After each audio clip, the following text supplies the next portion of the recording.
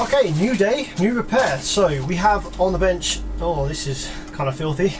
This is, well, it's not that bad, but it's because it's white, it makes it look worse. This is a B2 Audio Rage 1200.4. Actually, I need to update that. Now these things are little Class D full range things, and they're quite delicate, they're quite sensitive to failing. So we're going to pull the back off this one, and I imagine we're probably going to have output section failures when I go ahead and see which channel it is and how badly the damage goes back through the board. Alright, so as you can see, we have the power supply here, baby little transformers, really cute actually, and we have the four separate channels. We have one driver board with two channels on it, and these are IRS 2092S architecture channels. We have the output inductors there, and each channel has two MOSFETs, one high side FET and one low side FET. So let's go and see which channels out of these are shorted, if any. This one seems okay. This one seems okay.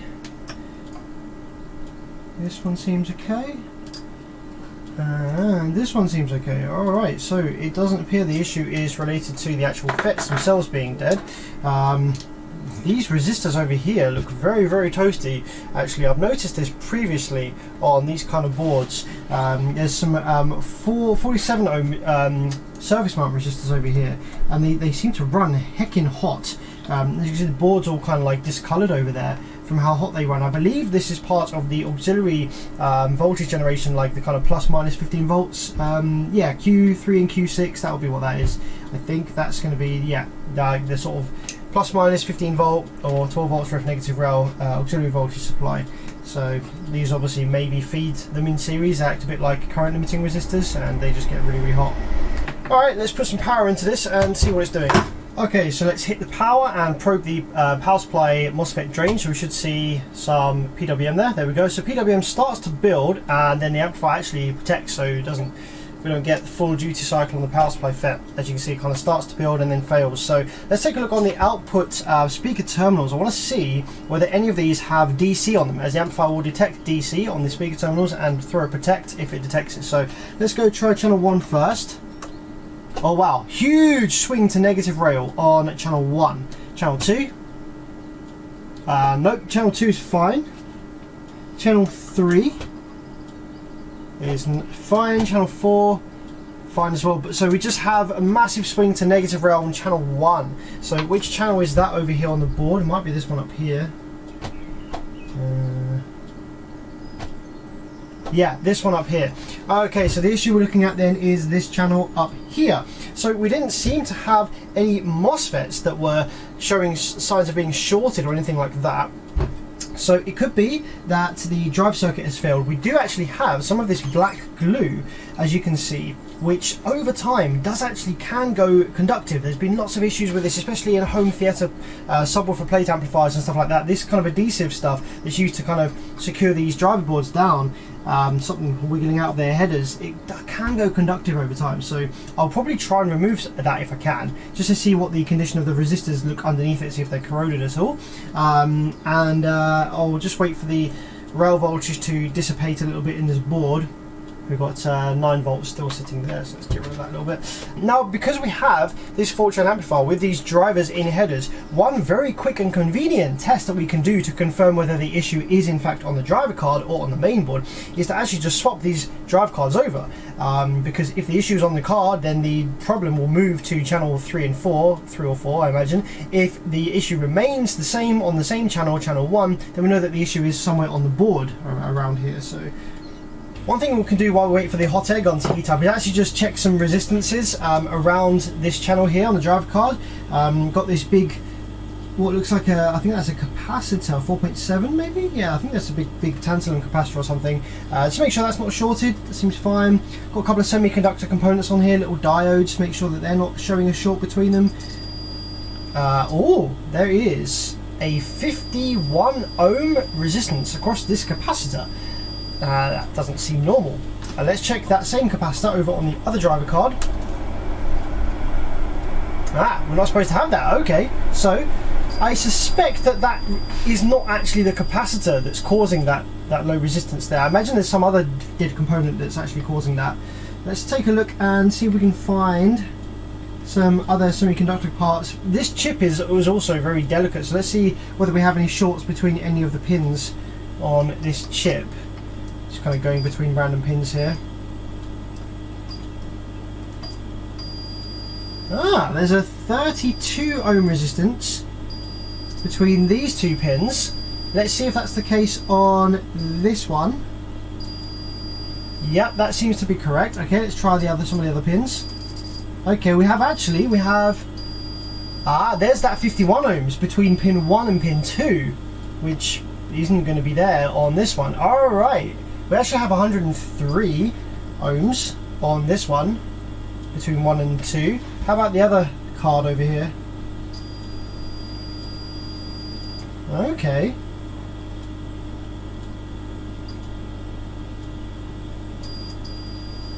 We do have the 50 ohms over on this card. And that one's dead short. That's very interesting. Okay. They're completely different. Now let's bring up the datasheet of the RS2092S and see what those pins are for and remind ourselves. So if we take a look at pin 1 and 2, pin 1 is VAA, and VAA is called... VAA is the floating input positive supply voltage. So that's going to be for the high side, I think. Floating input positive supply voltage. Well, that could actually be... So VCC is the 12 volts that the chip needs thereabouts, 12 volts that the chip needs to run. And VAA is the floating high side supply, I believe. Yeah, high output. Yeah, this is the floating high side supply. So we have a short then, or we have a low resistance between VAA and ground, which is not desirable at all. Yeah, you can see you have a little capacitor between those two. That must be what that little capacitor that we read on the driver card was. So either something has happened to this amp which has caused all of these chips to fail between VAA and ground, some weird spike or something, or one of the chips has a VAA to ground short and it's actually showing up on all of the chips just by means that they're sort of paralleled or using the same supply. So we're going to go ahead and probably the thing that would probably make the most sense would actually just be to go ahead and just pull these driver cards out of the main board and see whether those low resistances are still present when the cards are off the main board, because we have the ability to do that as they're in headers. I'm just going to go ahead and heat up this adhesive real quick and remove as much of it as possible, because it is known to go conductive over time and, you know, cause issues. So we're going to try and get it off of the conductive areas of the board here. Alright, so I've removed the driver cards and tried to get as much glue off as I can in a quick minute here. So let's go ahead and see whether we still have this low resistance between these pins on these chips. So this first one, no, it's nice and high now by the looks of things. Second one, no, they all look to be pretty high. Now it could just be that there was, what's this? There's 52.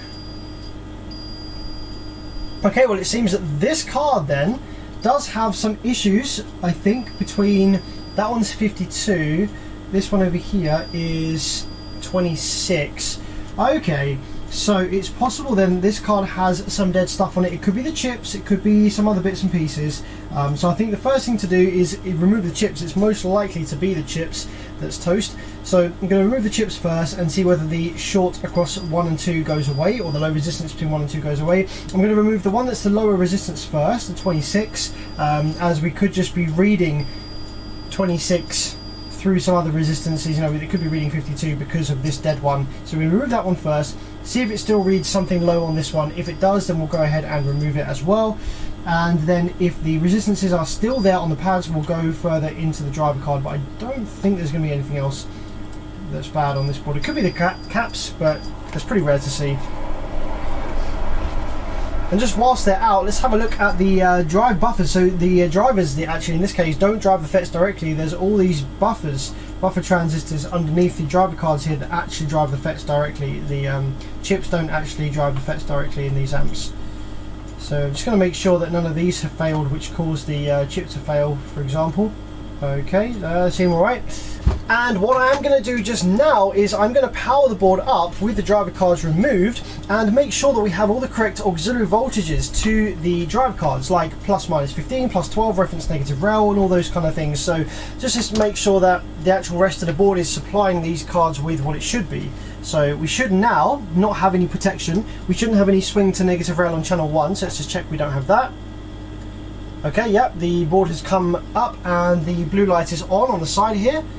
So, yeah, that's fine. Amplifier thinks it's fine. No switching, obviously. So I'm just going to go ahead and make sure that we have all of the correct supply voltages on here. So let's go, I don't know which pins they are in, but let's probe each one so we can find them. 5 is negative rail. Pin 6, actually no, sorry, pin 6 is negative rail. Pin 5 is 12 volts reference negative rail. So that is good, that's there. That's cool, 20 volts, and the negative rail itself is 32. And then these final pins over here, do we have anything? No, these probably just outputs. And we have, that's another protection one there. So there's 2 pins that are protection, pin 3 over here, and one of these end pins are some kind of protection signal. So let's check the headers over here. Let's try and look for our plus minus 15, for example. Some kind of noise there. We've got negative 5, that's correct. That's what we should have there. Should have positive 5 coming soon as well. There's positive 5. Okay, great. So these driver cards are being fed with 12 volts reference to negative rail and plus minus 5 volts, which is all they're going to need. The plus minus 15 volts is going to be for the op amps in the preamp circuit, or it might not even use plus minus 15. You might just use plus minus 5. The op amps will work on that as well. So, okay, cool. The main board seems to be working fine. So I suspect whatever the problem is just isolated to these little drive cards. So the first thing, like I said, is I'm going to do is remove the 2092S. That has the lower resistance on it first, which was this one just here. So let's go ahead and pull the chip off of this board. Okay, so with the driver off, what do we have? Okay, no more low resistance there between these 2 pins. Let's see if this one has disappeared as well. Yeah, it has. So it looks like this one was the only issue, and it was causing low resistance to appear on the other one just through the circuit itself. So let's just see whether that's still there. Yeah. Okay, cool. So that chip's dead. That's interesting. Chip might have just failed by itself and not taken anything else out with it, which is a little bit unusual. So what I'm going to go ahead and do is just drop a new 2092 onto here, and then yeah, I guess drop it into the board and power it up and see what happens. So it turns out there might be more damage than we originally thought. So this is the driver card that didn't have any shorts on it. And this was the one that was actually in this location that was giving the DC offset to channel 1.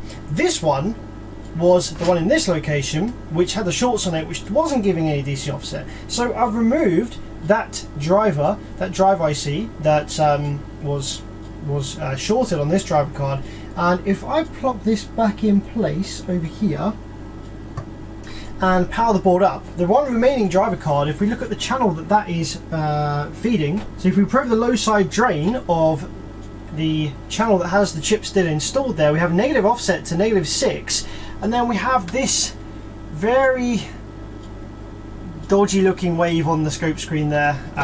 So that's no good.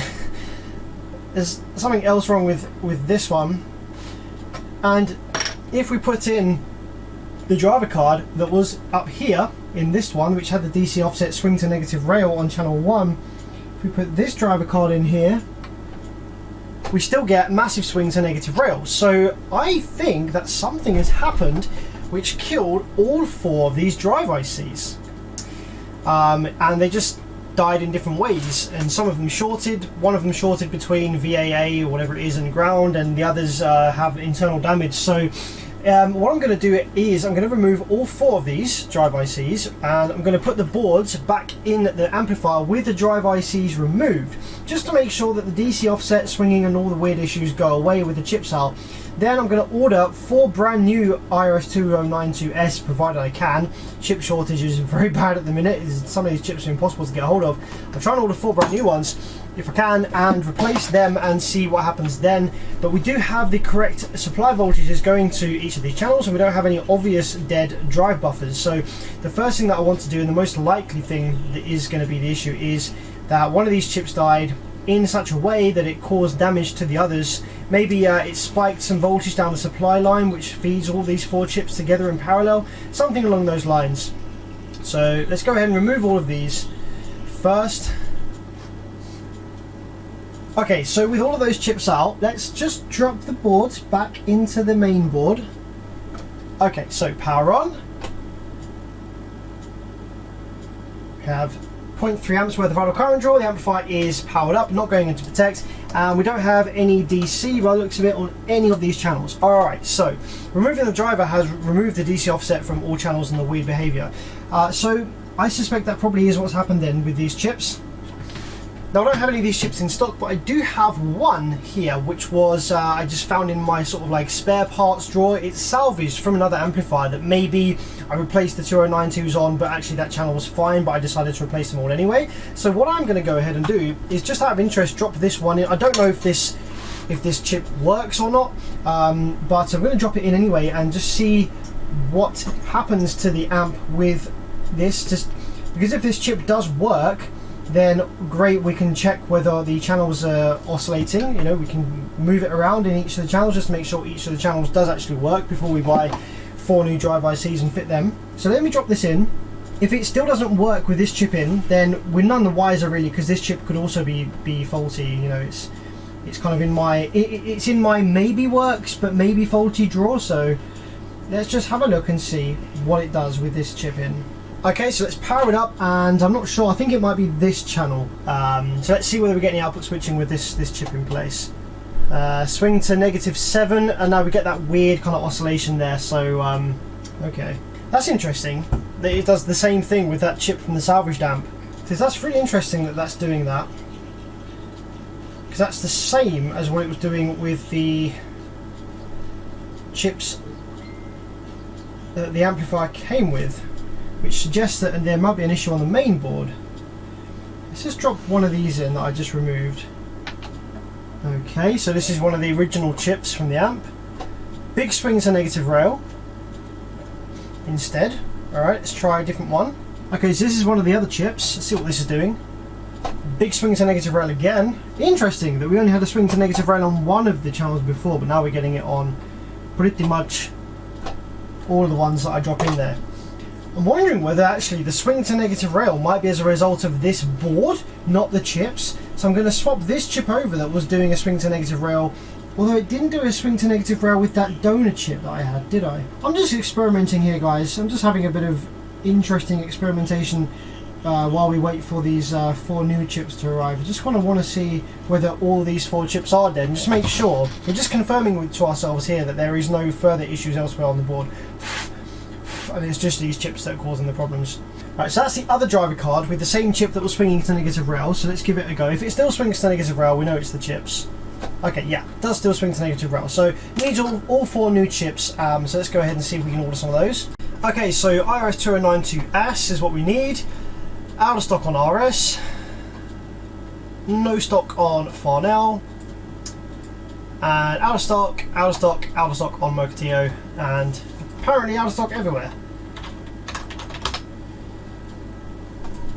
Absolutely extortionate on eBay, as you would expect. When stuff's in high demand and low availability, the prices ramp up. So that's going to be, if I need 4 of these, that's going to be like £48 for just 4 of these drivers, which I'm sorry, I'm not paying that. And there it is, £30 for 1 on this website. So sad as it is, I don't think this amp's getting repaired anytime soon, just because I can't get these chips, man. Could of course risk buying them from AliExpress, which would sometimes they're genuine, sometimes they're not. I've bought parts from AliExpress before that have sometimes worked. I've bought some parts from AliExpress before that have been faked. So yeah, gonna have to tell the customer that that one is a no fix for the time being. I will of course give him the option of paying the £48 for parts, or you know, in addition to my labour for that repair, but I imagine that that will make the repair be quite expensive for what it is that's wrong. I mean, maybe he'd be willing to pay that just to get the amp back up and running again, but I mean, it's eBay. I don't even know if those parts are going to be genuine. I would hope that they are. They're priced that high and they're in the UK, so it's probably just a supplier that just happens to have a bunch of them in stock and is, you know, taking advantage of that. So I'll give their customer the option of that, but I'll let them know how ridiculous that is in terms of how much that's going to cost. But you know, if that's kind of their amp that they need, then maybe they'll be willing to pay that ridiculous price for the parts, so we'll see.